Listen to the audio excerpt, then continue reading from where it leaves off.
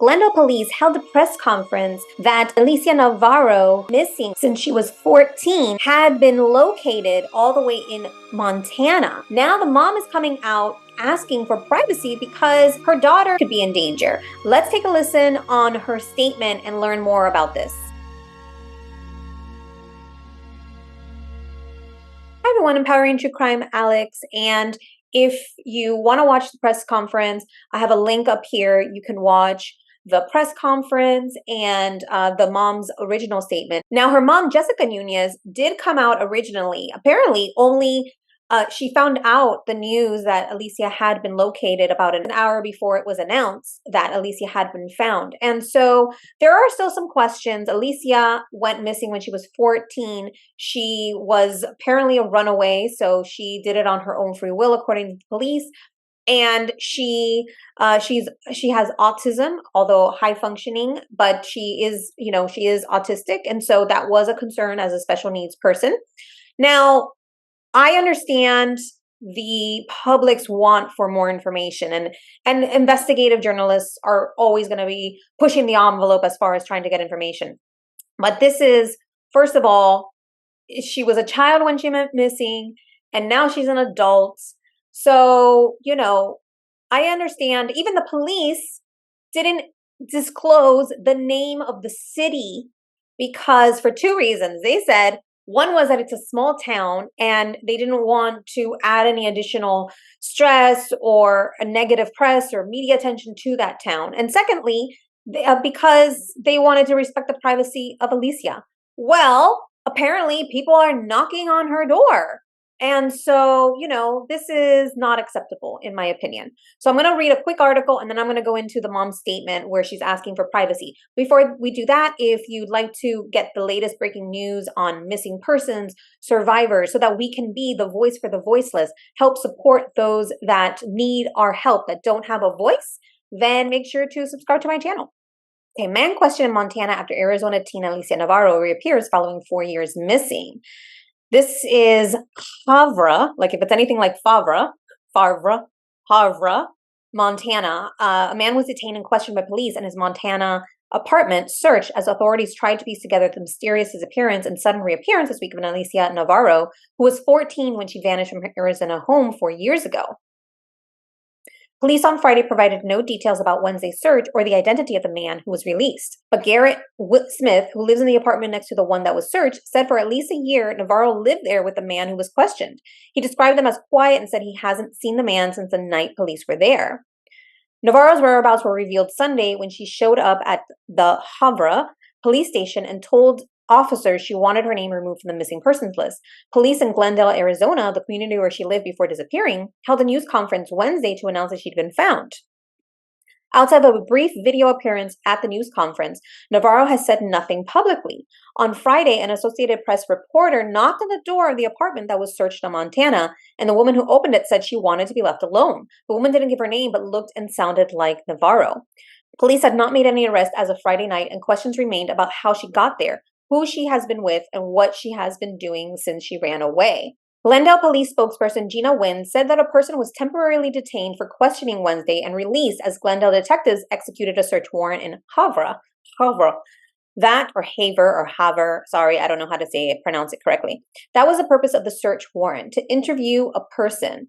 3 other people in Havre have been questioned, she said. She declined to name the people who were interviewed and would not specify whether detectives are still in the Montana town. Wynn said authorities are working to determine what happened over the past 4 years and whether a crime occurred and someone could be held accountable. Kidnapping is among the possible scenarios, Glendale Police Lieutenant Scott White said earlier this week. Okay, so I'm not going to read any more. So there's still a lot of questions, okay? And, out of respect for her mom, I'm not going to share any additional potential theories, but people have been really disgusting, rude, disrespectful on the Facebook page, Find Alicia, okay? The mom, there are still a lot of answers that are unanswered or a lot of questions that are unanswered. Alicia is an adult, so she doesn't need to, let's say, come home. She doesn't need to. People are saying that once the mom is reunited, that's when they'll know everything's okay. I mean, That is nobody's business. She is an adult. What happened when she went missing when she was 14? Yes, that is a concern if there was any wrongdoing on the part of anybody else or even her. But, for now, we don't have the answers. Okay, now let's watch the statement from the mom. This is Jessica Nunez, Alicia's mom. I just want to make a statement. I wrote this down. I'm going to be reading out of the statement that I made. I'm making this video to let everybody know how much I appreciate the support you have given Alicia and me over the last 4 years. I could never have kept going without all of your love, help, and well wishes. I can't even put into words the amount of gratitude I have for you all. But now that we know Alicia is alive, I have to ask one more favor of you. I know you want answers, and I do too. But the public search for answers has taken a turn for the dangerous.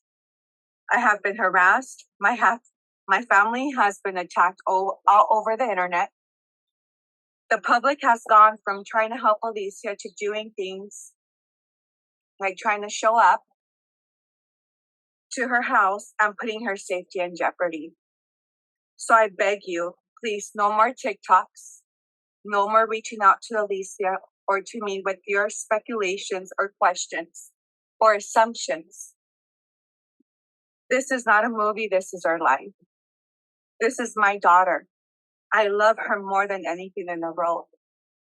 And I think I have shown you that. My job has always been to protect her. And just as I never gave up on her before, I won't stand for the treatment of her now. Or this is my statement. There's an ongoing investigation and I'm begging you to move on.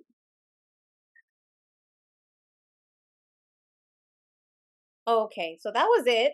So it sounds like maybe it was cut off there at the end, but please don't harass this woman or her family or that Find Alicia page, right? I mean, she is an adult. Alicia is an adult now. So, and the police said that she wasn't in any danger. So please don't harass the family. I understand we all have questions, but let's not harass the family. I mean, it's just when I see people that turn the family into the perps when they're clearly not, then it's just adding to their grieving process. So please don't do that. Let's, like she said, it is an investigation. Let's wait to see what other information comes out. Look, no disrespect to the police department. I think that they were right to not release the information of the town and not say where she was located out of respect for the town and respect for Alicia's privacy. If I had to give one critique for the process, is maybe waiting a little more time before doing the press conference to see if there were some answers, like who this person is that she supposedly is living with, that Alicia supposedly is living with. Maybe getting a little bit more answers, seeing if there was any wrongdoing there before they did the press conference, right? And at least that way there would have been a little more complete information. So that's the only critique, because now there's this whole extra can of worms out there of people wondering what happened to her because she left when she was 14. She'd been missing for 4 years. So what's another 4 days to get more information so that they had more answers before they put out the press conference? Was it really necessary to put out that information right there, right in that moment? But let's not direct that toward the family. Let's not put negative comments out there. We can have questions, but let's do it in a way that's supportive, not disempowering, not disrespectful, not shaming, right? Like people are shaming her mom and her family. And so I'm going to hold off on doing any more videos on this until there's any breaking news that comes from the police. And until then, let me know your thoughts in the comments, and please keep them empowering. Let's remember that these are real people. Like she says, this is not a movie. True crime is not supposed to be entertainment, okay? Like, we're supposed to do this, at least this is my motto. I do it to help educate, advocate, and ultimately to help eradicate crime, not entertainment.